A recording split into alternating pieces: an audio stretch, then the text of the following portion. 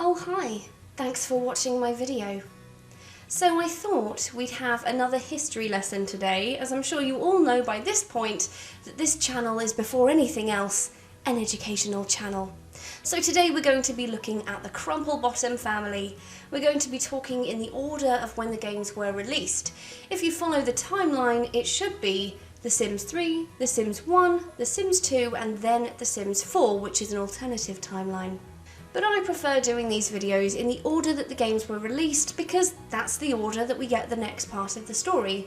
So we're going to start with the Crumplebottom story with The Sims 1. In the Sims 1 Hot Date expansion pack, we got a townie called Agnes Crumplebottom, or Miss Crumplebottom. Pretty ironic it was in this pack because despite being geared towards having hot dates in The Sims, Agnes was quite the prude and was known for going up to any Sim showing public displays of affection and giving them a hard whack with her handbag. To the average onlooker, she just seemed like a bitter old woman who just didn't want people to have fun. But Agnes has a story of her own, and it's quite the tearjerker. We learn from The Sims 1 Hot Date that Agnes is a widow. Her husband, Robert Crumplebottom, died when a chandelier dropped 2 stories and landed on him. Robert was a famous philanthropist and puppeteer. There's even a lot called the Crumplebottom Memorial Park where Sims can come and pay their respects. So perhaps the real motivation for Agnes's hostility towards affection is really a coping mechanism for the love that she lost when Robert passed away. If she couldn't keep the love of her life, why let anyone else be happy? Moving on to The Sims 2. So this is where things get a bit confusing. The Sims 2 is set 25 years after The Sims 1, and it was the first game in the franchise to introduce a genetic system and family tree. It's in The Sims 2 that we discover that Agnes Crumplebottom is actually the aunt of Mortimer Goth, and therefore blood related to Alex and Cassandra Goth. Mortimer is the son of Agnes's sister Cornelia, and in The Sims 2 both sisters are deceased, and they both wear the same dress for some reason. Agnes died of old age, and Cornelia died in a fire as an elder. Both their gravestones can be found at the graveyard in the Goth house. Their parents are Prudence and Simon Crumplebottom, who never actually appear alive in any of the Sims games, so they don't really have bios and not much else is known about them. The reason why I say there is some confusion with this game is because the Sims 2 Late Night expansion pack introduced the character of Mrs. Crumplebottom, who dresses in a similar way that Agnes did in The Sims 1. She is also a very stern woman, like Agnes, and she hates public displays of affection, again, like Agnes. But this Sim isn't Agnes Crumplebottom. She is instead a distant relative. It isn't specified the exact relation, but Mrs. Crumplebottom is related to Agnes. As I mentioned before, Agnes is deceased in The Sims 2 and can be seen in the family tree, so they're not the same person. I guess grumpiness and hatred for affection just runs in the family then. Mrs. Crumplebottom lives downtown and carried a purse that includes knitting needles, lint, stones, and a portrait of her great aunt. Given that not all Crumplebottom women have the same personality, it could be assumed that perhaps Agnes is her great aunt, given the difference in timeline and the similarity in their personalities. But of course, this isn't confirmed and cannot be seen in the family tree. Just a theory of mine. And then we have The Sims 3, which is set 50 years ahead of The Sims 2 and 25 years ahead of The Sims 1. And this time, we have 2 stories to tell. So let's start with Agnes. Agnes in The Sims 3 is a young adult and recent widow. Her deceased husband, Eric Darling, sadly drowned during their honeymoon. So at this point, we know that during her lifetime, Agnes lost 2 husbands, Eric in The Sims 3 and later Robert in The Sims 1. Her bio reads, Agnes Crumplebottom hadn't even changed her last name into her husband's when an unfortunate accident happened on her honeymoon ended their marriage. Between her growing bitterness and her husband's ghost scaring away any gentleman callers, Only the bravest sim would ever try to win her heart and fortune now. So it can be assumed that Eric does not want Agnes to move on. As a ghost, he does everything he can to prevent Agnes from meeting someone new, but of course we know that eventually she will move on when she meets Robert. Probably the most heartbreaking part of the story is that Agnes has a baby room in her house, suggesting that she either lost a baby or was hoping to have one with her husband before he died. Again, we know that despite her desire for a little one at this stage in her life, this will never happen for Agnes in the future.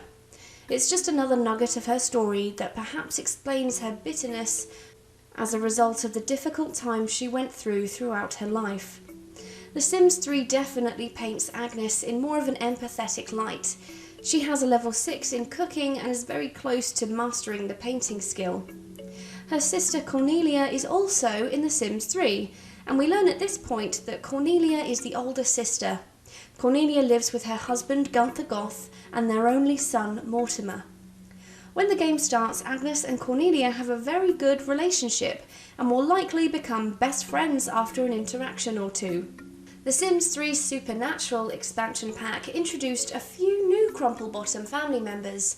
In the new occult-filled world of Moonlit Falls, we meet the 3 Crumplebottom sisters, who are witches that live together.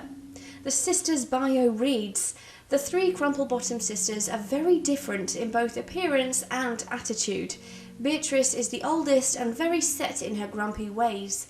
Belinda is as good-natured as a person that you could ever meet and often fills the role of family peacekeeper. Meanwhile, Bianca is a bit of a spitfire and all about flirting her way through life. These witchy siblings can cast some serious magical mojo. That is when they aren't squabbling over whose turn it is to wash the dishes." Word on the street of Sims Wiki suggests that this trio are supposed to be loosely based off of the 3 sisters in Charmed. They're sisters, there's 3 of them, they're witches, and their names all start with the same letter. I can see it. There's Beatrice, Belinda, and Bianca. Beatrice is the Prue of the group, the oldest and most experienced witch out of the 3. She can be impatient at times and doesn't necessarily recognise the achievements of others. Her bio reads, "The eldest of the 3 witches, Beatrice just wants to create perfect spells and she doesn't give 2 cats' whiskers about anything else in her ambition to be the best witch that Moonlit Falls has ever seen. She has very little patience, and if it wasn't for the company of her 2 sisters, she wouldn't have any friends at all. She has a very stuck-up attitude towards others and refuses to acknowledge the achievements of her fellow witches. Belinda is accustomed to dealing with Beatrice's quick temper, but young Bianca thinks her old sister can be a real drag sometimes." Belinda is the Piper-inspired middle child, constantly feeling in the middle of her sister's squabbles, and assumes the position of the family peacekeeper. Belinda also works in the culinary career, just like Piper. Her bio reads, "Belinda is the middle sister and full-time peacekeeper of the Crumplebottom family. She's pretty much the only thing that keeps Beatrice and Bianca from tricking each other into oblivion. Sometimes Belinda wonders if she was actually born into the right family, but those thoughts are quick to disappear after spending an hour or 2 with her conflicting sisters. Yes, Beatrice is difficult to deal with when she gets grumpy, and Bianca can be a little self-absorbed always, but Belinda is determined to have them get along, because it's the only way she'll get some peace and quiet in the house." And Bianca is the Phoebe of the group, the youngest and most naive. She thinks she's the dog's bollocks, and her sisters are just jelly of her youth and beauty. She's pretty self-centered and vain. Her bio reads, "Poor Beatrice and Belinda, it must be hard for them to have a sister who is so much younger and so much prettier than they are. Belinda is the youngest of 3 sisters and couldn't be any more opposite. Always being picked on and lashing back at her sisters, she doesn't know if it's because she's the youngest or her good looks are the envy of her sisters. But really, does that give them any right to take it out on her? It's not her fault she turned out perfect. Maybe they'd be happier if Beatrice wasn't an old grump and Belinda wasn't so concerned about other people." And that's pretty much it in terms of the Crumplebottom family in The Sims 3. Moving on to The Sims 4. So, The Sims 4 is set on an alternative timeline, so none of the things that happened in earlier games really matter at this point. Agnes's sister Cornelia doesn't feature at all in The Sims 4, and it took over 5 years for Agnes to make an appearance. There were no Crumplebottom Sims at all until the release of the Cottage Living expansion earlier this year. Cottage Living introduced the British countryside world of Henford-on-Bagley, which featured 2 Crumplebottoms. There is the Agnes that we all know and love, and her cousin Agatha, who hadn't been featured in any of the games before. Agatha and Agnes are single elder NPC Sims who run the flower shop in the town centre. Agnes mostly resembles the version of her from The Sims 1.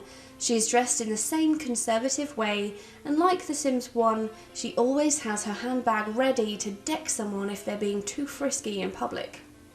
Although Agnes is not technically playable, if your played Sim has a good relationship with her, they can have a heart-to-heart, and if they do, she might reveal that she is related to the Goth family, and she might talk about her deceased husbands, Eric and Robert.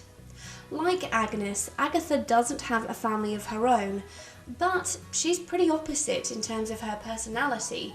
She's naturally flirty and a lot friendlier than her cousin.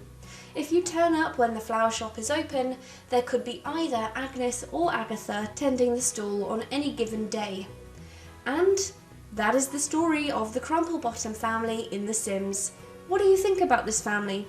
Was there anything in this video that you didn't know before? I'd love to know in the comments.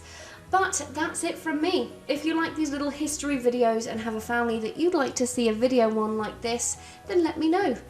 Thanks for watching, I hope you enjoyed it. If you did, please like and subscribe, and I'll see you in the next video. Bye bye.